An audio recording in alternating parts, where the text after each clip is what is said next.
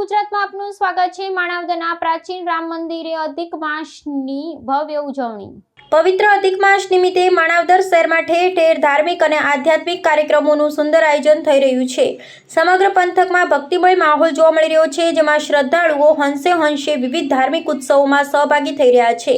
આ ધાર્મિક પરંપરાના ભાગરૂપે માણાવદરના રામ મંદિર મહિલા સત્સંગ મંડળની બહેનો દ્વારા એક વિશેષ ભક્તિમય કાર્યક્રમ રાખવામાં આવ્યો હતો। સત્સંગ મંડળની બહેનો દ્વારા શહેરના પ્રાચીન રામજી મંદિર ખાતે ભગવાનને ભાવપૂર્વક 56 ભોગનો મહાપ્રસાદ ધરાવવામાં આવ્યો હતો। અધિક માસ નિમિત્તે આ મંડળની બહેનો દ્વારા સતત અલગ અલગ ધાર્મિક પ્રવૃત્તિઓ વેગવંતી બનાવવામાં આવી છે।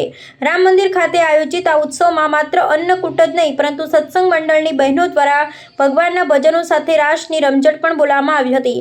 ભક્તિનો આ અનોખો સંગમ સમાન કાર્યક્રમમાં અનેક ભક્તો જોડાયા હતા। આ ભવ્ય 56 ભોગના અન્નકૂટ દર્શન તેમજ મહાપ્રસાદનો બહોળી સંખ્યામાં દર્શનાર્થી બહેનોએ ઉપસ્થિત રહી ધન્યતાપૂર્વક લાભ લીધો હતો। મારું નામ ચાંદની ખાનવાણી છે।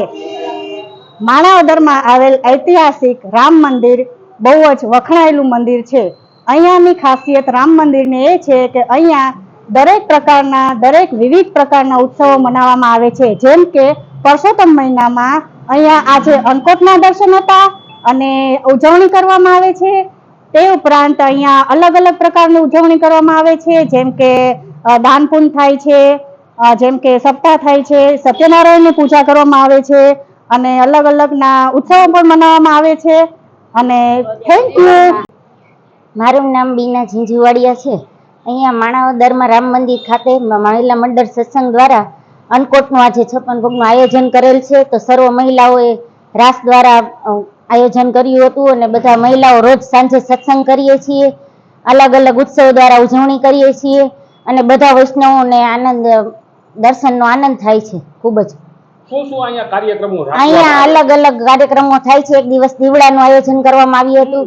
આ કાઠાગોળની પૂજા કરીએ છીએ, રોજ સત્સંગ કરીએ છીએ, વાર્તા થાય છે, બહેનો દ્વારા અલગ અલગ બધું સત્સંગના આયોજન થાય છે અને પરસોત્તમના માસ નિમિત્તે સર્વ મંદિર દ્વારા લાભ उत्पन्न થાય છે બહેનોને। तो व्हाट्सएप, ट्विटर, फेसबुक, इंस्टा जहाँ भी आपका अकाउंट है, इसे शेयर बटन के द्वारा वहाँ पर शेयर करें।